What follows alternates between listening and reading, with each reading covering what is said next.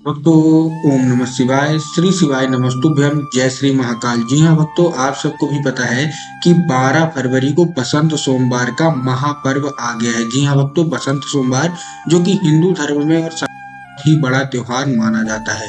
पूज्य गुरुदेव कहते हैं कि अगर आपकी कोई ऐसी मनोकामना है जो कि वर्षों पुरानी पूरी नहीं हो रही है, तो बसंत सोमवार के दिन अपनी मनोकामना मांगे, उपाय करें, ताकि आपकी सारी की सारी मनोकामना, जो कुछ भी आप बाबा महादेव से चाहते हैं, भोलेनाथ से चाहते हैं, आपकी सारी की सारी मनोकामना पूरी हो जाए।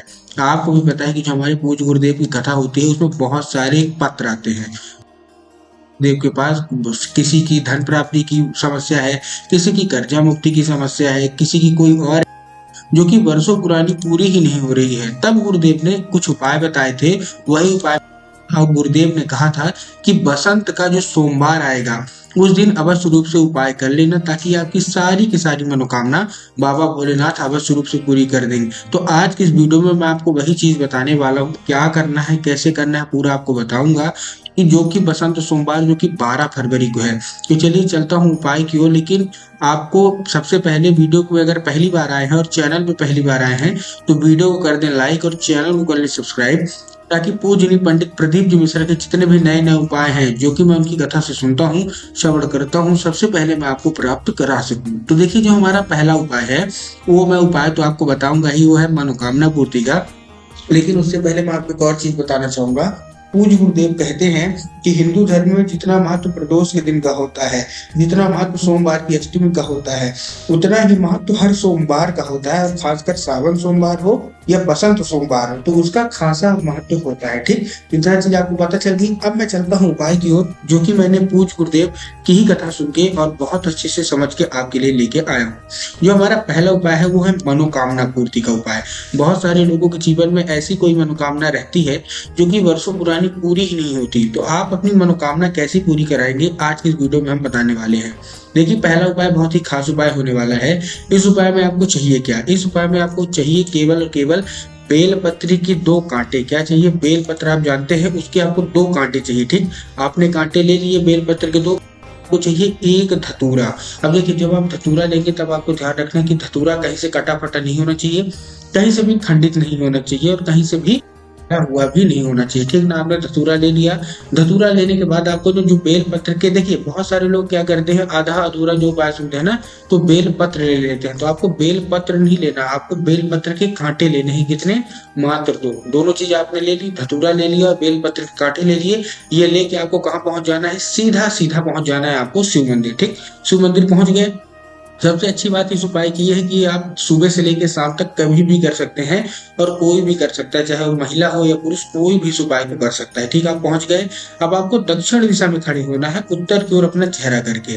अब बहुत सारे लोग ये कंफ्यूज हो जाते हैं कि हर मंदिर में तो दक्षिण और उत्तर अलग अलग होता है, क्योंकि हर मंदिर में जो शिवलिंग होती है वो अलग अलग तरीके से रखी होती है। तब गुरुदेव ने इसका उत्तर देते हुए कहा है कि आप जिस शिव मंदिर जा रहे हैं, उस शिव मंदिर का जिधर जलाधारी हो, आप अपना चेहरा उधर करके खड़े हो जाइए। ठीक, आप शिव मंदिर गए और जलाधारी की साइड अपना चेहरा करके खड़े हो गए। उसके बाद आपको क्या करना है? उसके बाद आपको, जैसे आपको पता है, आपका जो मूल मंत्र है, मूल मंत्र कौन सा है? श्री शिवाय नमस्तुभ्यम। तो आपको श्री शिवाय नमस्तुभ्यम का जाप करके, उन्हीं का स्मरण करके ये आपको अर्पित, और आपकी जो कोई भी इच्छा है, जो कोई मनोकामना है जो कि वर्षों पुरानी पूरी नहीं हो रही है, केवल और केवल आपको बोल देना है। पूज्य गुरुदेव कहते हैं, मात्र अगर आपने इतना ही कर लिया, आपकी सारी की सारी मनोकामना बाबा भोलेनाथ कर ही कर देंगे, उसको कोई नहीं रोक सकता। लेकिन आपको 12 फरवरी बसंत सोमवार के दिन ये अवश्य रूप से कर लेना है। ठीक, ये था हमारा पहला उपाय। दूसरा उपाय हमारा धन प्राप्ति का उपाय होने वाला है। बहुत सारे लोगों के जीवन में क्या रहता है कि धन की प्राप्ति नहीं होती, और वो बहुत सारे लोग इतना टेंशन में रहते हैं, क्यों? क्योंकि उनके घर में माता लक्ष्मी का आगमन होता नहीं है, दरिद्रता बिल्कुल भरी हुई है, माता लक्ष्मी का आगमन हो नहीं रहा, तो उन लोग बहुत ज्यादा परेशान रहते हैं। तो अब वो सुन लीजिए, मैं आपको धन प्राप्ति का बहुत ही रामबाण उपाय बताने वाला हूँ। अगर आपने इसको कर लिया तो 100% है कि आपकी मनोकामना पूरी होगी। बहुत सारे लोग पूज्य गुरुदेव की कथा में ऐसे भी आते हैं कि गुरुदेव, हमने भी वही उपाय किया लेकिन हमारी मनोकामना क्यों पूरी नहीं हुई? तब गुरुदेव ने इसका उत्तर देते हुए कहा कि अगर आप पूरा उपाय अच्छे से नहीं सुनेंगे, तब आपकी मनोकामना नहीं पूरी होने वाली। तभी गुरुदेव ने कहा कि अगर आप उपाय पूरा सुने, आपकी मनोकामना भी बाबा भोलेनाथ अवश्य रूप से पूरी कर ही कर देंगे। ठीक, तो धन प्राप्ति का ये उपाय ध्यान से सुनिएगा। आपको इस उपाय में चाहिए 5 कनेर के फूल, कितने? केवल और केवल 5। ठीक, 5 कनेर के फूल आपने ले लिए। कनेर के फूल आपको भी पता है पीले कलर के होते हैं। कनेर के फूल जब आप लेंगे तो देखिएगा कि कहीं से कनेर का फूल मुरझाया हुआ नहीं होना चाहिए, कहीं से खंडित नहीं होना चाहिए। ठीक ना, आपने ले लिया। लेने के बाद आपको क्या करना है, सीधा सीधा पहुंच जाना है शिव मंदिर। शिव मंदिर पहुंच गए। शिव मंदिर पहुंचने के बाद आपको क्या करना है, देखिए आपको 5 जगह ये आपको अर्पित करना है। कहाँ कहाँ अर्पित करना है, ध्यान से सुनिएगा। सबसे पहला जो आपको फूल है वो कहाँ अर्पित होना चाहिए, आपको होना चाहिए बाबा भोलेनाथ की शिवलिंग पे। कहाँ अर्पित होना चाहिए, बाबा भोलेनाथ की जो है जो शिवलिंग है वहां अर्पित होना चाहिए। ठीक, उसके बाद जो हमारा दूसरा फूल है वो आपको कहाँ अर्पित करना है, भगवान गणेश की जगह पे। अब देखिए जिन लोगों को पता है भगवान गणेश की जगह कहाँ होती है, उन लोगों का तो ठीक है, वो तो जाके अर्पित कर देंगे। लेकिन बहुत सारे ऐसे लोग हैं जिनको भगवान गणेश की जगह ही नहीं पता है। तो भगवान की कौन सी जगह है गणेश की, आपको कहाँ अर्पित करना है, तो ध्यान से सुनिएगा। पूज्य गुरुदेव ने ही बताया है, जलाधारी के बाएं हाथ में। तो आपको क्या करना है, भगवान की जलाधारी के बाएं हाथ में आपको भगवान गणेश में दूसरा फूल अर्पित करना है।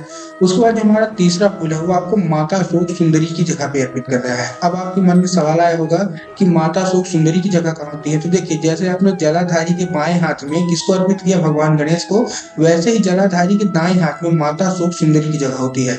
तो आपको तीसरा फूल माता शोक सुंदरी का नाम लेके आपको वहां अर्पित करना है। जो हमारा चौथा फूल है वो आपको अर्पित करना है, वो आपको अर्पित करना है हस्त कमल पे। माता पार्वती का जो हस्त कमल होता है वो आपको चौथा फूल वहां अर्पित करना है। ठीक, 4 जगह अर्पित हो गया, एक फूल बचा है। एक फूल आपको जलाधारी में अर्पित कर देना। पूज्य गुरुदेव कहते हैं कि जलाधारी में स्वयं माता पार्वती का वास होता है, और अगर आपसे माता पार्वती खुश हो गई तो आपकी फिर मौज ही मौत है, आपको कभी भी किसी भी चीज की समस्या नहीं आने वाली। तो ये था हमारा दूसरा उपाय जो कि धन प्राप्ति का रामबाण उपाय है। ठीक, अब हम बात करते हैं कर्जा मुक्ति का। बहुत सारे लोगों के जीवन में कर्जा इतना बढ़ गया है कि उनसे कर्जा ही नहीं चुकाया जा रहा। तो आप उनका कर्जा कैसे आप अपना चुका सकते हैं, वो ध्यान से सुनिएगा।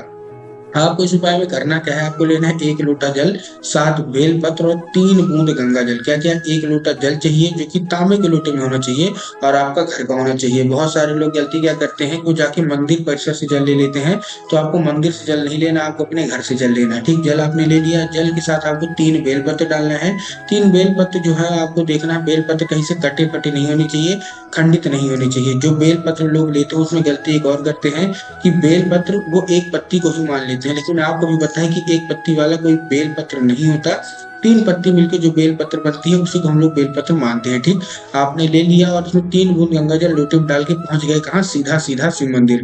अब आपको ये नंदी के ऊपर अर्पित करना है। कहाँ, नंदी के 2 पैर आगे के होते हैं, एक उठा हुआ होता है। तो आपको उठे हुए पैर में एक नाम लेके, महादेव का बहुत ही सुंदर सा नाम है नंदीश्वर महादेव, तो आपको नंदीश्वर महादेव का नाम लेके अर्पित कर देना। पूज्य गुरुदेव कहते हैं बड़ा से बड़ा कर्जा मात्र 1 से 1.5 महीने के अंदर समाप्त हो जाएगा और आपका जीवन हमेशा हमेशा के लिए खुशहाल हो जाएगा।